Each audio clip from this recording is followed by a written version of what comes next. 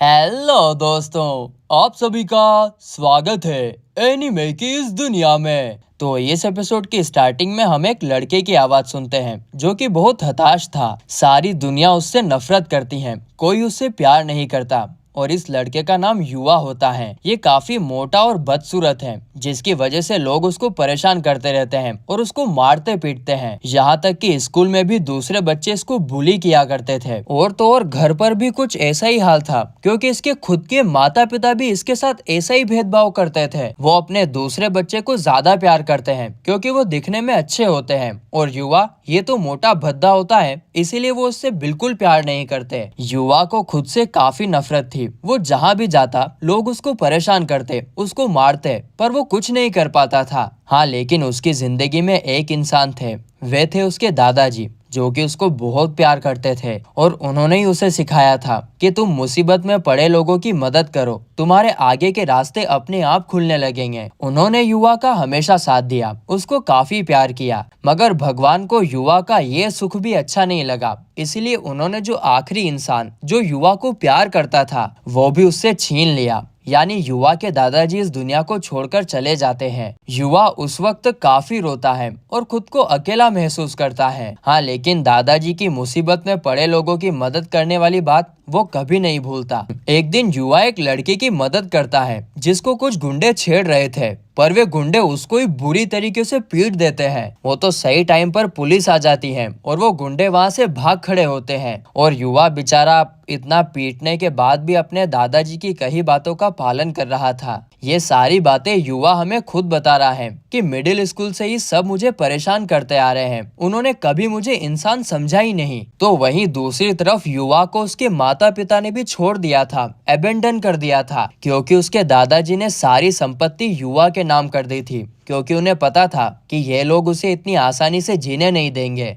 और इसमें उनका घर भी था जहाँ पर युवा अभी रहता है, और प्रेजेंट टाइम में वो अपना खर्चा चलाने के लिए छोटा मोटा काम करता है। लेकिन स्कूल में बुली होने की वजह से वो अपनी जॉब पर एक दिन टाइम पर नहीं पहुँच पाता है। वो उन लड़कों से कहता भी है कि मुझे अपनी जॉब पर जाना है, मुझे अपना खर्चा खुद निकालना पड़ता है, पर वे उसको मारते रहते हैं। और जब युवा मार पीट खाकर बुरी तरीके से घायल होकर जॉब पर जाता है तो उसको उसके काम से भी निकाल दिया जाता है। उसके बॉस ने किसी और को काम पर रख लिया था और उसका बॉस कहता है कि अब तुझे यहाँ काम पर आने की जरूरत नहीं है, निकल जाए यहाँ से। जिसके बाद युवा पूरी तरीके से उदास होकर, पूरा हताश होकर, एकदम रोते हुए घर आ जाता है। वो बहुत उदास था कि अब उसको कोई दूसरी जॉब ढूंढनी पड़ेगी। इसके बाद जब वो खुद को आईने में देखने लगता है ना, तो वो गुस्से में आईना तोड़ते हुए कहता है कि कुछ नहीं बदलने वाला, मेरी जिंदगी ऐसी ही रहेगी, मैं हमेशा भद्दा और बदसूरत ही रहूंगा। फिर जब वो पंच मारते मारते आईने के साइड वाली दीवार पर पंच मारता है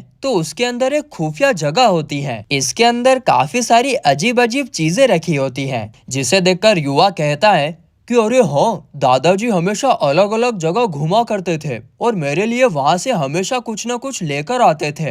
अच्छा, तो उन्होंने वे सारी चीजें इस कमरे में रखी थी। तो वहीं अंदर जाने पर उसको एक यूनिक सा दरवाजा दिखता है, जिसे वो खोलता है। उस दरवाजे के अंदर एक पूरा रूम बना हुआ था और फिर वो उस दरवाजे के अंदर चला जाता है। दरअसल ये दरवाजा था एक दूसरी दुनिया का, जिसे देखकर युवा तो पूरी तरीके से घबरा और डर जाता है और बार बार उस दरवाजे को देखता है कि आखिर ये चीज है क्या। तभी उसको अपने सामने कुछ इंस्ट्रक्शन दिखाई देते हैं। वो इस जगह का सारा डेटा देख पा रहा होता है। वो कहता है कि यह सब तो बिल्कुल गेम जैसा है, और वहाँ पर इतने सारे इंस्ट्रक्शन पढ़ने के बाद युवा समझ गया था कि उसको इनका इस्तेमाल कैसे करना है। आगे वो खिड़की खोलकर भी देखता है, ये कंफर्म करने के लिए कि वो दूसरी दुनिया में है भी या नहीं। और बाहर का नजारा देखकर तो ऐसा ही लग रहा था जैसे कि वो सच में दूसरी दुनिया में ही आ गया है। अंदर घूमते घूमते ही उसको एक लेटर भी मिलता है जो कि दूसरी भाषा में था, मतलब कि दूसरी दुनिया की भाषा में, लेकिन वो उसे काफी आसानी से पढ़ पा रहा था, मानो यहाँ पर आते ही उसे कुछ पावर्स मिल गई हो। लेटर से उसे पता चलता है कि इस जगह के पुराने ओनर ने इस जगह की ओनरशिप इस जगह को सबसे पहले ढूंढने वाले को दी है,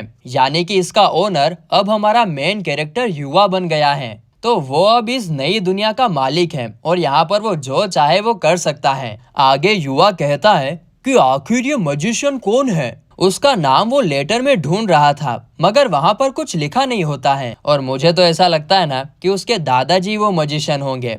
खैर सच क्या है वो तो हमें आगे ही पता चलेगा। इसके बाद युवा को वहाँ पर एक तलवार भी मिलती है जो कि अब उसकी ही थी, और वो उस तलवार को लेकर बाहर जाता है। और बाहर जाकर जब वो देखता है तो उसे पता चलता है कि यार सच में ये तो एक अलग ही दुनिया है। यहाँ पर सारी चीजें अलग होती हैं, एकदम नई। वो अपने सारे वेपन यहाँ लाकर चेक करता है और उनको ट्राई भी करता है, पर आखिरी में उसको एक ही वेपन मिलता है जिसका नाम था द ट्रू मार्शल आर्ट। और सारे के सारे दूसरे वेपन्स वो 4D पॉकेट पोर्टल में रखता है। तभी वहाँ पर एक मॉन्स्टर आ जाता है जो घर में घुसने की कोशिश कर रहा था, पर वो अंदर नहीं घुस पा रहा था। उसे देखकर युवा पहले तो घबरा जाता है, पूरी तरीके से डर जाता है, पर इसके बाद वो हिम्मत जुटाकर एक ही वार में उसको हरा देता है। और उस मॉन्स्टर के खत्म होने के बाद युवा के पॉइंट्स बढ़ जाते हैं और वो काफी खुश भी होता है। ये तो सच में एक गेम जैसा ही लग रहा है।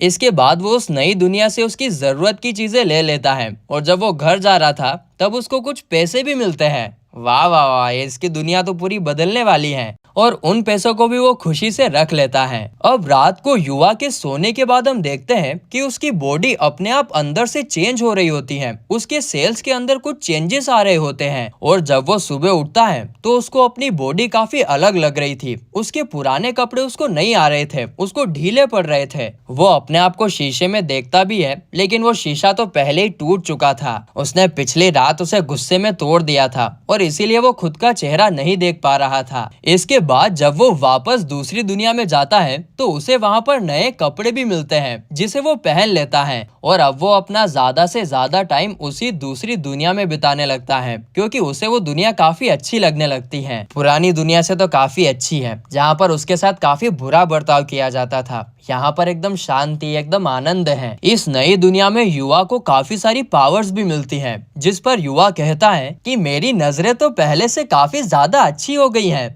और इस दुनिया में तो मेरे को कोई परेशान करने वाला भी नहीं है। यहाँ पर तो मैं खुद को काफी ताकतवर महसूस कर रहा हूँ। इसके बाद युवा वहाँ पर काफी सारे पेड़ पौधों का भी ध्यान रखता है, और इसके बाद जब वहाँ पर काफी सारे मॉन्स्टर आते हैं तो वो उनका भी मुकाबला करता है। इस नई दुनिया में वो खुद को धीरे धीरे ट्रेन करने लगता है और खुद को बदलने लगता है। अगले सीन में उसका मुकाबला एक खतरनाक डीमन से भी होता है, जिसको वो बड़ी ही आसानी से हरा देता है। उसको तो खुद पर विश्वास ही नहीं हो रहा था कि कहाँ पर मैं एक बड़ा मोटा भद्दा इंसान था और कहाँ मैं अब बड़े बड़े डीमंस को हरा रहा हूँ। मैं तो काफी बदल चुका हूँ यार। इसके बाद वो अपने स्कूल के लिए नई ड्रेस सिलवाता है, क्योंकि पुराने कपड़े तो उसको आ ही नहीं रहे थे, सब के सब ढीले पड़ गए थे। और कपड़े सिलवाने के बाद फाइनली वो काफी दिनों के बाद स्कूल जाता है। स्कूल जाते जाते काफी सारे लोग उसको घूर रहे होते हैं, यहाँ तक कि लड़के भी, क्योंकि वो काफी हैंडसम जो लग रहा था। उसको देखकर सब बोल रहे थे कि ये कोई मॉडल है क्या जो हमारे स्कूल में आया है, देखो ये काफी हैंडसम है। तो वहीं हम दो लड़कियों को देखते हैं जो दूर खड़ी युवा को बड़े अजीब तरीके से देख रही होती हैं। यहाँ पर ये लड़कियां थोड़ी मिस्टीरियस लगती हैं, जैसे कि इनको कुछ पता हो। खैर इसके बाद युवा अपने क्लासरूम में जाकर बैठ जाता है, पर तभी वहाँ पर वो बुलीज आ जाते हैं जो युवा को पहले बुली किया करते थे, और युवा उनको देखकर फिर से घबरा जाता है। वो बुलीज उससे पूछते हैं कि तू यहाँ पर नया ट्रांसफर स्टूडेंट है ना? पर युवा सबके सामने कहता है कि मैं तो युवा हूँ और तुम सब ऐसे क्यों पूछ रहे हो, जैसे मुझे जानते ही नहीं हो। दोस्तों इस टाइम पर भी ना युवा को कोई अंदाजा ही नहीं था कि उसकी बॉडी पूरी तरीके से चेंज हो गई है और वो किसी फिल्म स्टार से कम नहीं लग रहा है। अब वहाँ पर खड़े सब लोग जैसे ही उसकी बात सुनते हैं तो सब हो चक्के पूरी तरीके से शॉक हो जाते हैं कि ये क्या हो गया भाई साहब। किसी को अपनी आंखों पे बिलीव ही नहीं हो रहा था। और वे दोनों लड़कियां भी वही होती हैं, और वो बुली लड़के कहते हैं तू वो बदसूरत मोटा सुअर तो नहीं हो सकता है, बिल्कुल नहीं हो सकता है, मैं सही बोल रहा हूँ है ना? यहाँ पर युवा को कुछ समझ ही नहीं आ रहा था कि उसके साथ हो क्या रहा है, और इसीलिए बाद में वो लंच टाइम में वॉशरूम में जाकर खुद को आईने में देखता है तो देखता ही रह जाता है। वो पूरी तरीके से शॉक था कि ये मैं हूँ, मैं तो वो भद्दा सुअर मोटा था, ये मैं नहीं हो सकता। वाह भाई साहब, किस्मत बदले ना तो ऐसी बदलनी चाहिए। कहाँ पर मोटा भद्दा और कहाँ अब सबसे हैंडसम। वाह वाह वाह वाह, क्या बात है। फिर लास्ट सीन में हमें पता चलता है कि वो दोनों लड़कियां और कोई नहीं बल्कि युवा के छोटे भाई बहन होते हैं। वो युवा से पूछते हैं कि तुमने आखिरकार ऐसा क्या कर लिया, तुम तो पहले ऐसे नहीं थे। आगे वो लड़की कहती है कि चाहे तुम कुछ भी कर लो, रहोगे तो तुम वही भद्दे से बड़े भाई जिसको हराना काफी आसान है। तो अभी एंट्री होती है स्कूल में एक नई लड़की की। ना जाने कहाँ से आई है, ना जाने कहाँ को जाएगी ये लैला। वो काफी खूबसूरत होती है। ये वही लड़की होती है जिसको हमने सीरीज के स्टार्टिंग में देखा था, जिसको गुंडे छेड़ रहे थे और उसको युवा ने मार खा के बचाया था। वो आते ही कहती है, तुम युवा हो ना।